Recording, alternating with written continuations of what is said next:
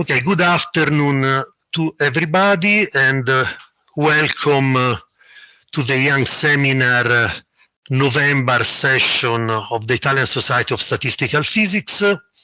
As usual, this afternoon we will have two speakers, Brandon Annesi and Vittoria Sposini. The first speaker will be Brandon Annesi, who got in 2016 a Master of Science in Physics at Imperial College, and then in Rome, 3 years later, the Italian Laurea Magistrale in Theoretical Physics, with the supervision of Ricci Tersenghi, and the title of the thesis was A Survey of Message Passing Algorithms for the Solution of Constraint Satisfaction Problems. And now Brandon is finishing a PhD in Statistics and Computer Science at Bocconi University, and he's going to speak us about connectivity of solutions in the spherical negative perceptron. So, Brandon, please, you have 25 minutes from now. Thank you very much. Okay, so can you see my presentation? Yes. Okay. So thank you very much for the kind introduction. I can hear some echo. Okay, thank you very much. Okay, so today I'm going to talk about work that I've been doing in the past year and a half with some colleagues at the Department of Computing Sciences in Bocconi. Now, just to make sure that we're on the same page, I'm going to talk about the landscape of a neural network. So I'm generally meaning a general feed-forward, possibly deep neural network. I'm going to define a loss function over the set of its parameters, which I will indicate with the letter capital theta. And I'm going to ask questions about the geometry of this loss landscape, which is known to be non-convex and which is going to be high-dimensional. Of course, modern-day neural networks have a high number of parameters, so this is going to be, questions about high-dimensional geometry. Now, let me pause a second and give you an outline of my talk. At first, I would like to convince you that this is an interesting question. Now, I'm going to give you two reasons, at least, why I think this is an interesting topic. And then I'm going to introduce kind of the model that we studied, which is the negative perceptron. I'm going to give you just a quick recap. I'm going to introduce some analytical results that we found about the geometry of the space of solutions. Then I'm going to give you some numerical results that we found using simulations. And I'm going to finish off by giving you conclusions and perspectives. Okay, so the first reason I think it's interesting to study landscape of neural networks is more of a theoretical reason, and it's that we would like to understand what has been dubbed this unreasonable effectiveness of learning. Now, it is now common to see gradient-based algorithms to optimize the losses of neural networks. It is known that this loss is non-convex, so in theory there is no guarantee that this is a good choice. In practice, practitioners have been using SGD and it works fine, it shines. So this kind of begs the question, precisely how non-convex is this landscape? And now there's many ways in which people have been trying to answer this question. Just a couple interesting approaches have been the following. The first approach has been to proceed by comparison and to compare the dynamics of neural networks, or the landscape of neural networks, with the landscape of other known models from statistical physics, for example, spin glasses. So spin glasses are known to have a highly non-convex landscape. And in this paper that came out in 2018, they compared the dynamics of neural networks with the dynamics of the p-spin model, which is a prototypical spin glass model. And what they observe is that a phenomenon which is really characteristic to glassy landscapes, which is aging, doesn't really appear in neural networks, at least not in the final training phase. So there is a difference from a dynamical point of view in these two different models. Now, another way in which people have been trying to kind of answer questions about the non-convexity of the landscape is by looking at mode connectivity. Now, mode connectivity is a simple property where two minimizers of the loss function can be connected via a path along which the loss kind of remains constant, so is effectively a low loss path. Now, in this paper that came out in 2018, the authors came to a pretty surprising conclusion, which was that every minimizer of the loss function of a modern day, big neural network, so sufficiently over-parameterized, can be connected. So these two minimizers can be connected via paths along which the loss remains constant. So rather than thinking of kind of isolated minima, you should be thinking of a kind of low-dimensional manifold that spans all these minimizers and then kind of connects all these minimizers. Okay, so these were kind of two examples of why I think it's interesting from a theoretical point of view. Another reason why it's interesting to study landscape is for purely practical reasons. Now, there are many cases in which insights on the geometry of the landscape have kind of given us better algorithms, have inspired better algorithms. Perhaps the most prominent example is the case of flatness versus generalization. So it has been observed that the flatness of a minimum correlates very well with the generalization's performance. So how well the network generalizes to new unseen data. And there's this kind of cartoonish intuitive explanation that here you have a training function and a test function, and they have a slight offset. And as you can see, the flat minimum performs on the testing function a lot better than the sharp minimum. Now, this can be made more quantitative, and it can actually be used to develop new algorithms. Here, I'm just citing two famous examples, but there are many others, in which the algorithms actually try to target flat solutions of the loss function. So kind of putting some constraint in the loss function that prefers flat solutions. And both of these algorithms work, they do improve classical SGD. They do show better generalization performances. So they have actually brought to improvements in the quality of our algorithms. Now, the second example is more related to what I'm going to talk about today, and it's the case of linear mode connectivity. Now, linear mode connectivity has been connected to important practical topics such as pruning and ensembling. Now, the definition of linear mode connectivity is very simple. It's exactly the same as mode connectivity, with the only difference that the two minima are connected via a kind of linear path that is at energy, which is constant, so low energy linear path. Now, this was kind of introduced in this paper from 2020. And in this paper by Frankel and others, they made an experiment which I think is quite interesting. Actually, they made two experiments. In the first experiment, they take a neural network, they create a copy of it, and then they train the two copies using different realizations of SGD noise. In the second experiment, they take a neural network, they train it for a total number of k steps, and then they repeat the same process. So they duplicate it and they train it using two different realizations of SGD noise. So different realization of SGD noise is just different order of batches. In both experiments, they look at the linear mode connectivity of the resulting minimizers. Now, what they find is that in the first experiment, the minimizers aren't linear mode connected. So there is a barrier between them.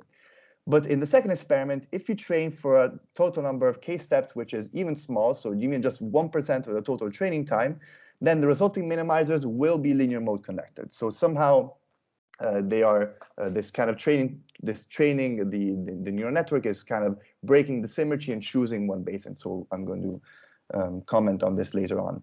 The point in training at which this happens, it has been connected to the topics of pruning and ensembling. I won't get into the details, but there is a connection. Now, one thing we need to be careful when we define the loss landscape of a neural network is that the output of a neural network is invariant under permutation of its hidden unions. Okay. Now, in this paper that came out in 2022, the authors made a pretty bold statement.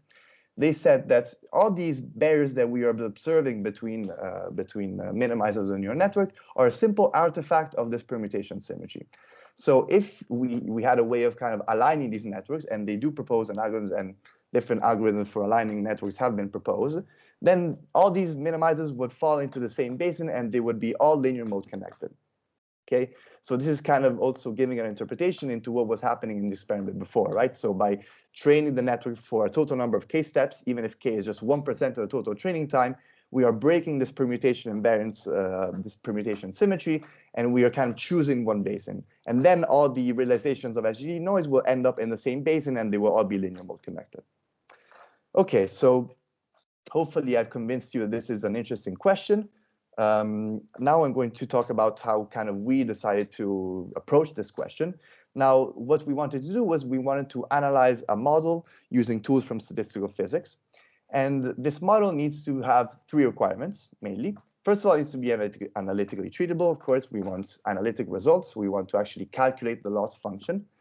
We would like this model to be non-convex in the sense that the space of solutions should be non-convex, right? If the space of solutions or minimizer was convex, then they would all be connected. You wouldn't see any barriers and it wouldn't be interesting. And finally, we would like the weights of this neural network to be continuous, right? Because we are considering linear paths between minimizers, and it's just much easier to define linear paths with continuous weights rather than, for example, discrete weights. Okay, and the simplest model that satisfies these three requirements is the spherical negative perceptron. So for those of you who are familiar, this is just a small recap slide. So we are given a classification task where we have a data set D, which is composed of a number of P input-output pairs or example label pairs. X is an example, it's an n-dimensional vector, and Y is a label, and it's plus or minus 1. So we're considering binary classification. Now, the usual perceptron is just the simplest kind of neural network model you can think of. It takes the inputs X, it multiplies them by the weight vector W, and it outputs the result of this dot product through a sign function. So the predicted label is just going to be the sign of the dot product between the weight vector and the input. It's a spherical perceptron in the sense that we take the weight vector to be normalized on the sphere. So the square norm of W is going to be equal to n. And finally, it's a negative perceptron in the sense that we add a margin to the loss function. So this is the loss function that we consider. This is just the number of errors lost, which arguably is not a very realistic. I mean, in practice, it's a loss which is never used, but still you can say stuff about it. And this theta function here is the Heaviside theta. So this function is literally just counting the number of mistakes that W is making on this data set with a certain margin. Now, another way of seeing this loss function is that if, for example, mu to be correctly classified, we require the product of the label times the pre-activation to be greater than a certain threshold k. Now, when k is 0, this is just a classic perceptron. When k is greater than 0, we are kind of adding a robustness requirement. We are requiring for the pre-activation to be large enough, so far away from 0, obviously in the correct direction. So plus if the label is +1 and minus if the label is -1. And instead, if k is negative, we are actually allowing for some mistakes, just as long as this kind of this pre-activation isn't too far off from the correct label. Okay, and the reason we consider the negative perceptron, so we consider the model with negative k, is because it is known that the space of solutions with negative margin is non-convex. Okay, so this model is kind of satisfying all the requirements we were asking for at the introduction. Okay, so what is known on the space of solutions of this model? Let's say you were to consider the uniform distribution over all solutions with a certain margin. So this is what I call P. So I fix a data set, and I fix a margin K0, and this is just this distribution. So this delta function here is imposing the spherical constraint. This here is imposing that the loss is equal to 0, and this is just the normalization constant. Now, what we know is that in the asymptotic regime, in which both n, so the dimension of the perceptron, and p, the number of patterns, diverge, but their ratio alpha is of order 1 and is fixed, then this distribution will be dominated by what we call typical solutions or typical samples. And these typical samples will share some common statistical features. For example, let's say you were to plot the stability distribution, where this quantity here is called the stability. Then the stability distribution, if you take large enough n and p, then it will always have the same profile, which is this profile that I'm showing in the bottom left. Okay, so this is actually the analytic profile. You can actually calculate the distribution, and this is what it looks like. Now, these typical solutions are the solutions that dominate the measure, but they are definitely not the only solutions that exist. There exist many other atypical subdominant solutions.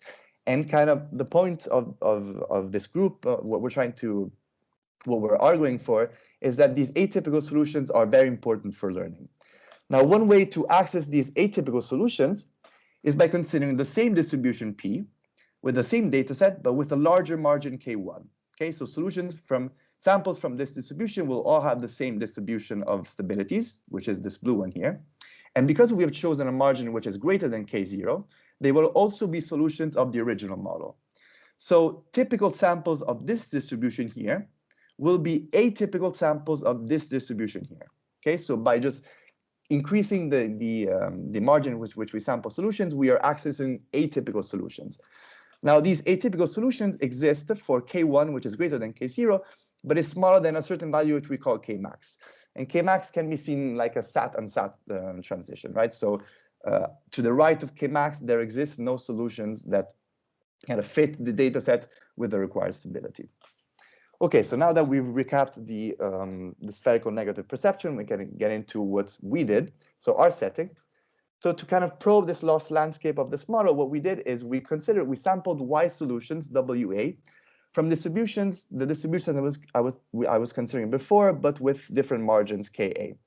So here on the right, I have this kind of cartoonish 3D view where each solution is just a vector. So here Y is equal to 3.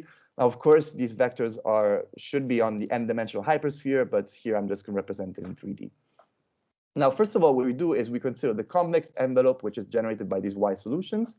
So I multiply it by some convex envelope coefficients, gamma, which are between 0 and 1 and add up to 1. And so now I'm considering this kind of triangular surface here. And then I kind of project this convex envelope on the n-dimensional hypersphere. So I divide by the square norm, and by the norm, and I multiply by square root of n. Like this, I have obtained a kind of a square, a projected convex envelope on the n-dimensional hypersphere. Now, for Y equal to 2, I am considering now geodesic paths, and for Y greater than 2, I will be considering geodesic surfaces. Now, in the following, I will probably not say geodesic all the time just to make things quicker, but remember that whenever I'm talking about linear paths, I'm actually consider geodesic paths. So it's always, the path is always projected on this n-dimensional hypersphere. Okay, now that we have defined this kind of projected convex envelope, we would like to calculate the loss on this projected convex envelope. And for the simple loss function that I defined before, which is just the number of error loss, this loss coincides with the expected train error of this interpolated vector W gamma, which is a quantity which I'll call epsilon of gamma. Now, just to make sure, I introduce here a couple of margins. This margin KE is the margin with which I define the loss function. Okay, so when I calculate the loss function, I'm going to use this margin KE, which is going to be negative, and I'm typically going to keep fixed. Instead, these margins K1 to KY are the margins with which I sample the solutions with which I create this convex envelope. So this kind of bracket average here is done over this distribution here, so this product of measures. While there's another average, which is the average over kind of the quench disorder, which in this case is the data set. And for the data set, we just took the simplest kind of data distribution, which is Gaussian inputs and labels, which are plus and minus 1 with equal probability. Okay, so basically our main result is we calculated this quantity using the replica method, again in the asymptotic regime in which P and N diverge. And you can do this using the replica method. Our result is only valid in the replica symmetric phase. I'm going to elaborate on this later on. But the nice thing of our expression is that even though it's quite complicated, so this I of gamma is a complicated function of these margins, which I didn't report here. But there's this nice theta prefactor. So again, this is a Heaviside theta. So just by looking at the argument of this theta function, we can say when it's going to be equal to 0. Okay. And from now on, I'm going to look at the connectivity of solutions, and I'm going to say that two solutions are connected if the expected train error along this path is 0. Okay, so the simplest thing you can do is you can start by sampling all solutions with the same margin equal to k. And what you see, so here on this graph here, I displayed k. I take ke fixed to a negative value. And if the margin with which we sample solutions is equal to ke, so if we're sampling typical solutions, or if the margin with which we sample them is greater than ke but smaller than k2 stars, then these solutions are linearly disconnected. So the way you're supposed to read this plot is this is y equal to 3. Each vertex is a solution, and kind of as you can see, there is no path connecting them which is at energy equal to 0. If you increase the margin with which you sample these solutions, then you'll see that when it becomes greater than k2 star, then you'll see that solutions become linear mode connected. So the linear path connecting them are at energy equal to 0. There still is this kind of non-zero energy bump at the center, but they are linear mode connected. Finally, if you increase k above k3 star, then you're going to see that the whole triangle goes at energy equal to 0. But if you had some way of kind of representing the three-dimensional simplex, so a kind of pyramid, you would see that there would be a bump at the center. Now, these are thresholds which we call coalescence thresholds, and they are defined for each y. And the interesting limit of these coalescence thresholds for y going to infinity is k infinity star, which is kind of the last coalescence threshold. And the interpretation of this is that if you sample solutions with a margin greater than k infinity star, then the convex hull spanned by the solution is at energy 0. So there is kind of a submanifold of solutions which is at energy 0 and is present in the space of solutions. Okay, so this was the simplest kind of the simplest scenario in which all solutions have the same margin. You can consider something slightly more complicated here. We took y-1 solutions which have margin equal to ke, so they're a typical solution, and the first solution which has a margin k, and we vary k and we keep ke fixed. And what you see is that if k is smaller than a threshold which we call kernel threshold, then the linear path between this is the y equal 1, this is y equal 2, and this is y equal 3. As you can see, the linear path between this high margin solution is disconnected. So it has a bump in energy with these kind of typical solutions. If instead you increase k, this bump goes to 0, and this high margin solution becomes connected to all typical solutions. And this is what we call a kernel threshold. Now, unlike the coalescence thresholds, this kernel threshold, interestingly, doesn't depend on y. Okay. Brandon, do you have 5 minutes? Yes, thank you. Okay, so all these values here have obviously depend on alpha, and this is just a phase diagram showing the numerical values. This kind of clear blue line is the linear mode connectivity threshold. This is the k infinity threshold, and this is the kernel threshold. Now, as I said, all our results are only valid in the replica symmetric phase, which is to the left of this kind of orange dotted line. Okay, so to the right of this line, full replica symmetry breaking effects take place, and we don't really have a way of, at least for now, we don't have expressions for the training error. Okay, now reassuming, so summing up, what we have found is that typical solutions are linearly disconnected. Atypical solutions are linearly connected if their margin is large enough. So if their margin is larger than k2 star. If their margin is even larger, then so it's larger than k infinity star, they belong to this kind of submanifold, which is the convex hull of all solutions, which is convex in expectation. And finally, even though typical solutions are disconnected linearly, they can be connected by a piecewise linear path that deviates through these kind of high margin solutions, which we call kernel solutions. So a way of kind of reassuming this geometry is by saying that this is a star-shaped geometry, where typical solutions form the rays of the star. As you can see, they're disconnected. Atypical solutions, which are linear mode connected, form this kind of inner blue hexagon. As you can see, they're all linear mode connected. And finally, the kernel solutions form this innermost kind of purplish hexagon. So these are solutions along which typical solutions have to pass if they want to be connected to other typical solutions. Okay, so we've identified this kind of structure analytically. Now I'm going to show you some results which we derived numerically. There are still some questions which can't be answered analytically. The first question that we kind of resorted to numerical experiments to answer is the question about disconnection. So we wondered what happens beyond the dot line. So is there a value alpha beyond which this kind of star-shaped structure disappears? And to do so, we looked at the solutions found with 4 different algorithms. Now, I'm not going to get into the details of these algorithms. Let me just say that each algorithm gives you a different type of solution.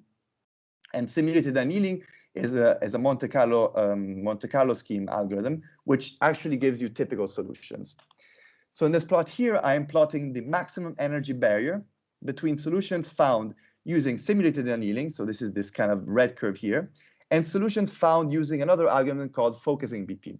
Now, focusing BP is an algorithm developed by this group, and it kind of gives you the solution with the highest possible margin. So these are kind of like a proxy for the kernel solutions. And as you can see, this disconnection happens beyond the dot line. So in all of the RS phase, these typical solutions are connected, and this disconnection happens in the replica symmetry breaking phase. Okay, the last experiment we did was looking at SGD dynamics. So kind of latching on to the question I was asking at the beginning, we asked what part of the star do SGD solutions belong to? And long story short, we find that these SGD solutions belong to the kernel of the star. So again, here we're plotting the maximum energy barrier between solutions found with SGD, and as you can see, well into the so alpha data is around 3.9, so well into the full replica symmetry breaking phase, these barriers are equal to 0. Not only that, we looked at the barriers between the solutions found with SGD and simulated annealing, so typical solutions. And again, you can see that these barriers are 0 up until the dot line, so in the replica symmetry phase. Not only this, we used simulated annealing solutions as initializations for SGD solutions. And again, we looked at the maximum barriers between these solutions. And as you can see, as a function of epochs, these solutions go very quickly to 0. So somehow SGD, even if it starts at the tips of the star, it kind of is driven towards the kernel of the star structure. Okay, so let me just give you some conclusions. We have used some tools from statistical physics to kind of identify a geometry in the space of solutions of a simple model of a neural network. We have used numerical simulations to show that SGD finds solutions which belong to what we call the kernel of the star space, of the star geometry. And this is kind of supporting, of course, in our model, there is no permutation invariance because there is only one hidden neuron. There are no hidden neurons. So this is kind of supporting the idea that SGD solutions are always linear mode connected. Now, let me just give you some very quick perspectives. What we would like to do is we would like to extend our analysis to account for RSB effects, so we can kind of look at what happens to the right of the alpha dot line. We would like to study an actual loss function, such as the cross entropy, which is maybe more realistic. It's closer to what is used in practice. And finally, we would like to use maybe a slightly more complex model of a neural network, perhaps, which has 2 layers. Okay, thank you. I'm done. Thank you very much. Thank you, Brandon. So now we have a few minutes for question or comments.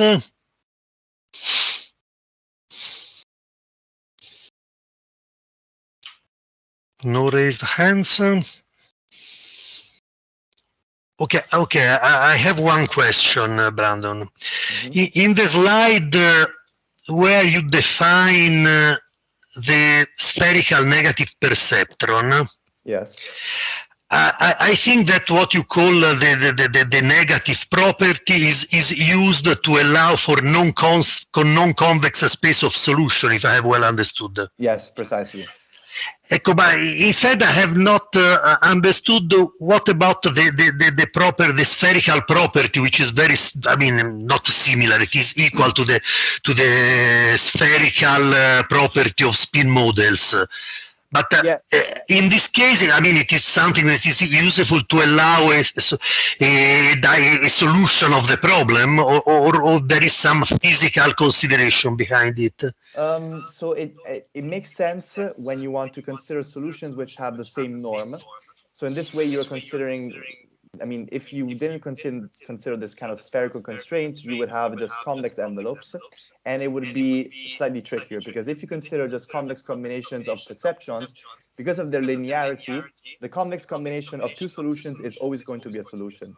So you kind of need this projection on the end sphere to have some interesting results, and the spherical constraint just gives you this this property. Okay, thank you.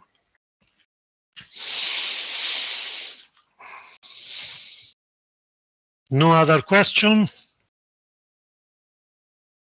Okay, if not, thank you, Brandon, again. Thank you very much for the invitation.